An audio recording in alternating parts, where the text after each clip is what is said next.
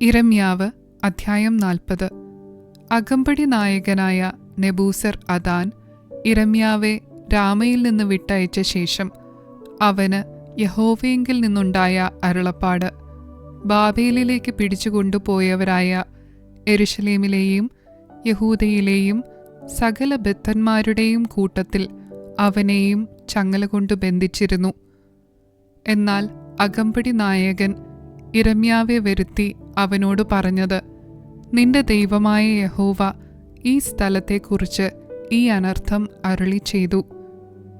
അരുളി ചെയ്തതുപോലെ യഹോവ വരുത്തി നിവർത്തിച്ചുമിരിക്കുന്നു. നിങ്ങൾ യഹോവയോട് പാപം ചെയ്തു അവൻ്റെ വാക്ക് കേൾക്കാതിരുന്നതുകൊണ്ട് ഈ കാര്യം നിങ്ങൾക്ക് സംഭവിച്ചിരിക്കുന്നു. ഇപ്പോൾ ഇതാ, നിന്റെ കൈമേലുള്ള ചങ്ങല ഞാനിന്നഴിച്ച് നിന്നെ വിട്ടയക്കുന്നു. എന്നോടുകൂടെ ബാബേലിൽ പോരുവാൻ നിനക്കിഷ്ടമുണ്ടെങ്കിൽ പോരുക. ഞാൻ നിന്നെ നോക്കും.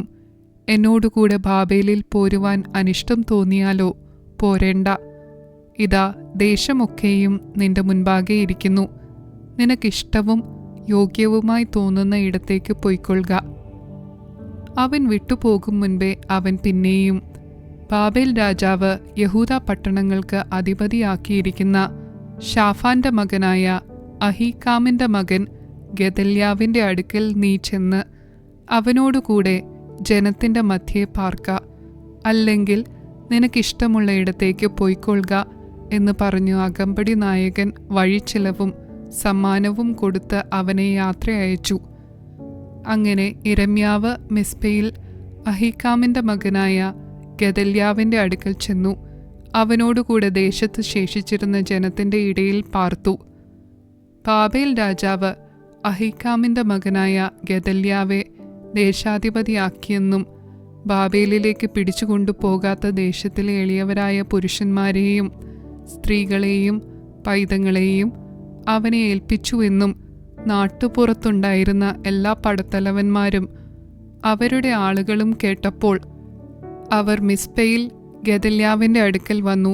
നെഥന്യാവിന്റെ മകനായ ഇശ്മായേൽ, കാരേഹിന്റെ പുത്രന്മാരായ യോഹാനാനും യോനാദാനും, തൻഹൂമത്തിന്റെ പുത്രനായ സെരായാവും, നെട്ടോഫാത്യനായ ഏഫായിയുടെ പുത്രന്മാർ മയഖാത്യന്റെ മകനായ യെസന്യാവ് എന്നിവരും അവരുടെ ആളുകളും തന്നെ.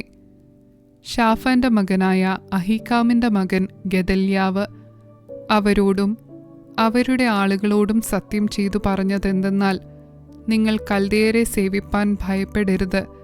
ദേശത്ത് പാർത്ത് ബാബേൽ രാജാവിനെ സേവിപ്പീൻ, എന്നാൽ നിങ്ങൾക്ക് നന്നായിരിക്കും. ഞാൻ നമ്മുടെ അടുക്കൽ വരുന്ന കൽദയർക്ക് ഉത്തരവാദിയായി മിസ്പയിൽ വസിക്കും. നിങ്ങളോ വീഞ്ഞും പഴവും എണ്ണയും ശേഖരിച്ച് പാത്രങ്ങളിൽ സൂക്ഷിച്ചു നിങ്ങൾ കൈവശമാക്കിയ പട്ടണങ്ങളിൽ പാർത്തുകൊള്ളുവീൻ. അങ്ങനെ തന്നെ മോവാബിലും അമോന്യരുടെ ഇടയിലും ഏദോമിലും മറ്റ് ദേശങ്ങളിലും ഉണ്ടായിരുന്ന എല്ലാ യഹൂദന്മാരും ബാബേൽ രാജാവ് യഹൂദയിൽ ഒരു ശേഷിപ്പിനെ വെച്ചിട്ടുണ്ടെന്നും ഷാഫാന്റെ മകനായ അഹീക്കാമിന്റെ മകൻ ഗെദല്യാവെ അവർക്ക് അധിപതിയാക്കിയിട്ടുണ്ടെന്നും കേട്ടപ്പോൾ സകല യഹൂദന്മാരും അവർ ചിതറിപ്പോയിരുന്ന സകല സ്ഥലങ്ങളിൽ നിന്നും മടങ്ങി യഹൂദാദേശത്ത് ഗെദല്യാവിന്റെ അടുക്കൽ മിസ്പയിൽ വന്നു വീഞ്ഞും പഴവും അനവധിയായി ശേഖരിച്ചു.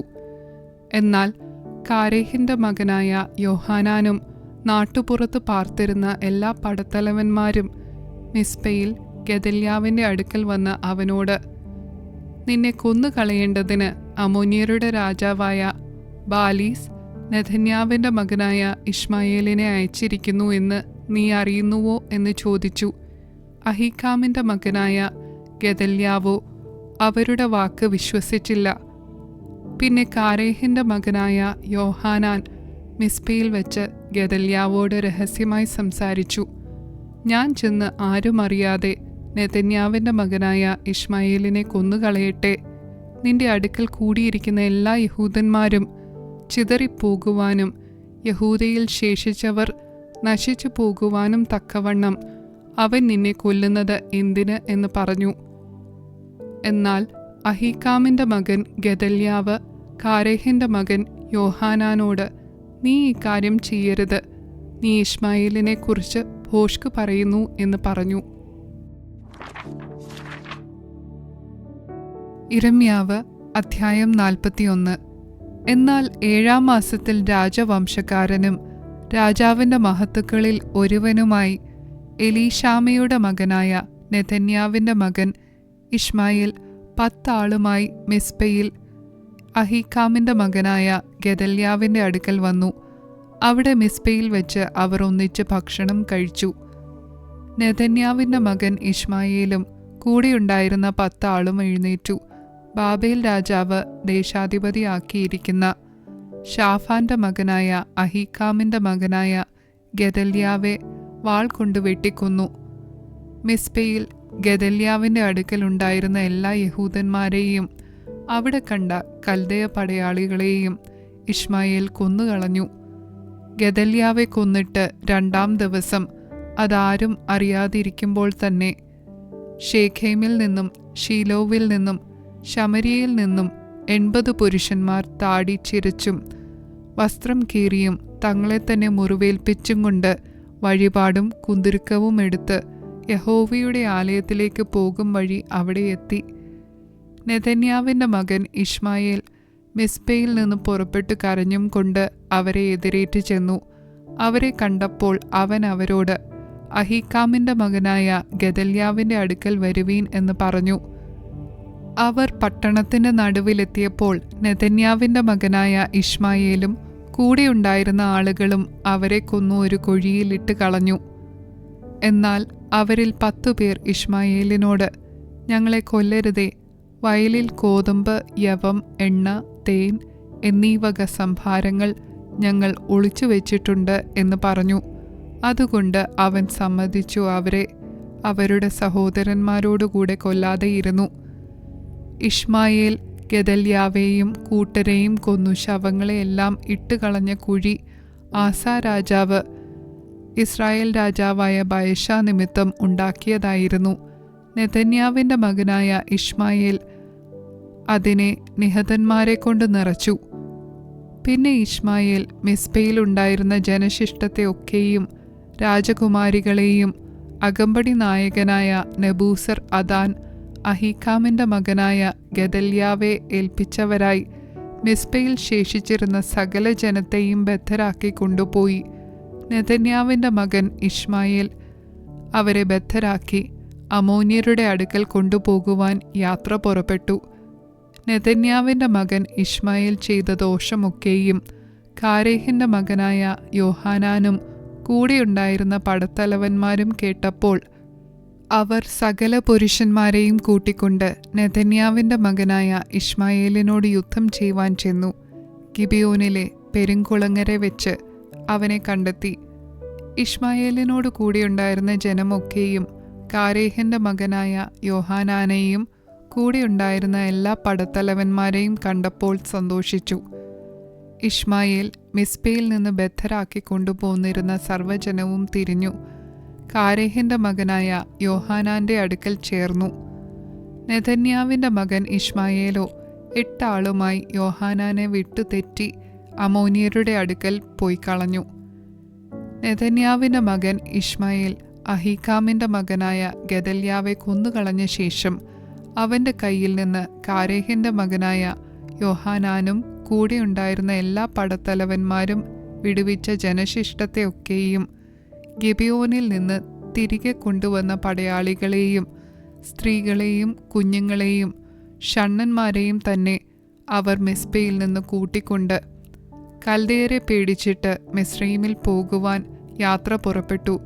ബേത്ലഹേമിന് സമീപത്തുള്ള ഗേരൂത്ത് കിംഹാമിൽ ചെന്ന് താമസിച്ചു. ബാബേൽ രാജാവ് ദേശാധിപതിയാക്കിയ അഹീക്കാമിൻ്റെ മകനായ ഗെദല്യാവെ നെഥന്യാവിൻ്റെ മകൻ ഇശ്മായേൽ കൊന്നുകളക കാരണത്താൽ ആയിരുന്നു അവർ കൽദയരെ പേടിച്ചത്. ഇരമ്യാവ് അധ്യായം 42. അനന്തരം എല്ലാ പടത്തലവന്മാരും കാരേഹിൻ്റെ മകനായ യോഹാനാനും ഹോഷിയാവിൻ്റെ മകനായ യെസന്യാവും ആബാലവൃത്തം സർവ്വജനവും അടുത്തുവന്ന് ഇരമ്യാ പ്രവാചകനോട്, നിന്റെ ദൈവമായ യഹോവ ഞങ്ങൾ നടക്കേണ്ടുന്ന വഴിയും ഞങ്ങൾ ചെയ്യേണ്ടുന്ന കാര്യവും ഞങ്ങൾക്ക് അറിയിച്ചു തരേണ്ടതിന് ശേഷിച്ചിരിക്കുന്ന ഈ സകല ജനവുമായ ഞങ്ങൾക്ക് വേണ്ടി നിന്റെ ദൈവമായ യഹോവയോട് പ്രാർത്ഥിക്കണം എന്നുള്ള ഞങ്ങളുടെ അപേക്ഷ അംഗീകരിക്കണമേ. അസംഖ്യജനമായിരുന്ന ഞങ്ങളിൽ അല്പം പേർ മാത്രമേ ശേഷിപ്പുള്ളൂ എന്ന് നീ സ്വന്തം കണ്ണാൽ കാണുന്നുവല്ലോ എന്ന് പറഞ്ഞു. യിരെമ്യാ പ്രവാചകൻ അവരോട്, ഞാൻ നിങ്ങളുടെ അപേക്ഷ അംഗീകരിച്ചിരിക്കുന്നു. നിങ്ങൾ പറഞ്ഞതുപോലെ ഞാൻ നിങ്ങളുടെ ദൈവമായ യഹോവയോട് പ്രാർത്ഥിക്കും. യഹോവ നിങ്ങൾക്ക് ഉത്തരമരുളുന്നതെല്ലാം ഞാൻ നിങ്ങളെ അറിയിക്കും, ഒന്നും മറച്ചു വയ്ക്കുകയില്ല എന്ന് പറഞ്ഞു. അവർ യിരെമ്യാവോട്, നീ മുഖാന്തരം നിന്റെ ദൈവമായ യഹോവ ഞങ്ങളോട് അരുളി ചെയ്യുന്നതുപോലെയൊക്കെയും ഞങ്ങൾ ചെയ്യാതെ ഇരുന്നാൽ യഹോവ നമ്മുടെ മധ്യേ സത്യവും വിശ്വസ്തതയുമുള്ള സാക്ഷിയായിരിക്കട്ടെ. ഞങ്ങൾ നിന്നെ പറഞ്ഞയക്കുന്ന ഞങ്ങളുടെ ദൈവമായ യഹോവയുടെ വാക്ക് കേട്ടനുസരിച്ചിട്ട് ഞങ്ങൾക്ക് ഗുണം വരേണ്ടതിന് നമ്മുടെ ദൈവമായ യഹോവയുടെ വാക്ക് ഗുണമായാലും ദോഷമായാലും ഞങ്ങൾ കേട്ടനുസരിക്കും എന്ന് പറഞ്ഞു. 10 ദിവസം കഴിഞ്ഞ ശേഷം യിരെമ്യാവിന് യഹോവയുടെ അരുളപ്പാടുണ്ടായി. അവൻ കാരേഹിന്റെ മകനായ യോഹാനാനെയും കൂടെയുണ്ടായിരുന്ന എല്ലാ പടത്തലവന്മാരെയും ആബാലവൃദ്ധം സകല ജനത്തെയും വിളിച്ച് അവരോട് പറഞ്ഞത്, നിങ്ങളുടെ അപേക്ഷ ബോധിപ്പിപ്പാൻ നിങ്ങൾ എന്നെ പറഞ്ഞയച്ച ഇസ്രായേലിൻ്റെ ദൈവമായ യഹോവ ഇപ്രകാരം അരുളി ചെയ്യുന്നു. നിങ്ങൾ ഈ ദേശത്ത് പാർത്തുകൊണ്ടിരിക്കുമെങ്കിൽ ഞാൻ നിങ്ങളെ പൊളിച്ചു കളയാതെ പണികയും നിങ്ങളെ പറിച്ചു കളയാതെ നടുകയും ചെയ്യും. നിങ്ങൾക്ക് വരുത്തിയ അനർത്ഥത്തെക്കുറിച്ച് ഞാൻ അനുതപിക്കുന്നു. നിങ്ങൾ പേടിക്കുന്ന ബാബേൽ രാജാവിനെ പേടിക്കേണ്ട.